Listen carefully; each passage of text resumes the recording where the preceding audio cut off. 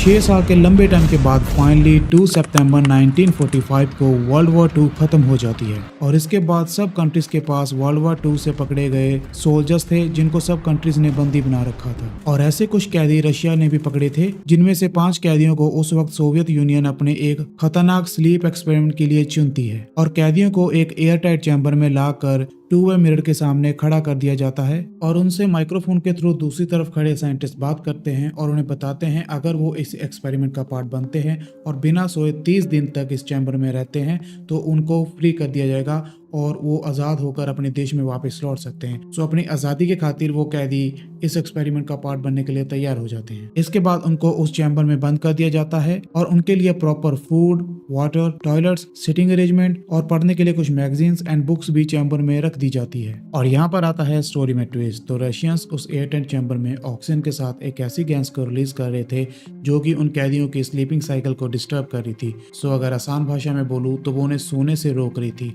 और इस गैस को डेवलप करने के पीछे रशियंस का मोटिव ये था कि वो इस गैस को अपने सोल्जर्स को देंगे ताकि जब किसी वॉर में उनके सोल्जर्स जाएं तो वो बिना सोए हफ्तों तक लड़ें और जल्दी से जल्दी अपने मैदान को फतेह करें। तो इस एक्सपेरिमेंट के 4 दिन तक सब कुछ नॉर्मल रहता है और वो सभी कैदी एक दूसरे से नॉर्मली बातें करते हैं। पर 5वें दिन से ही ये एक्सपेरिमेंट एक डार्क टर्न ले लेता है जब रात को सभी कैदी बहुत डिप्रेस्ड हो जाते हैं और एक दूसरे से वॉर की हॉरिबल मेमोरीज शेयर करने लगते हैं, जैसे कि उनके फौजी दोस्तों का जंग में मरना, टैंक के नीचे आना या फिर पकड़े गए बच्चों और उनके साथियों का टॉर्चर होना। ऐसी कुछ भयानक दिल दहला देने वाली बातें और ये सभी चीज़ें बाहर बैठे सभी साइंटिस्ट सुन रहे थे थ्रू देयर माइक्रोफोन्स। फिर 11वें दिन उनमें से एक कैदी अपना मानसिक संतुलन खो बैठता है और जोर जोर से चिल्लाने लगता है और वो लगातार 3 घंटों तक ऐसे ही जोर जोर से चिल्लाता रहता है जिसके कारण उसकी वोकल कॉर्ड बर्स्ट हो जाती है। पर बाकी के 4 कैदियों का इस पर कोई भी असर नहीं होता और वो चुपचाप नीचे बैठे उसे देखते रहते हैं। फिर 13वें दिन तक बाकी के सभी कैदी भी अपना मानसिक संतुलन खो बैठते हैं और वो चिल्लाने लगते हैं और वो सभी कैदी खुद को ही नोचने लगते हैं। फिर उनमें से एक कैदी वहां पड़ी बुक्स के पेजेस को फाड़ कर अपने खून और अपने पेशाब से गीला कर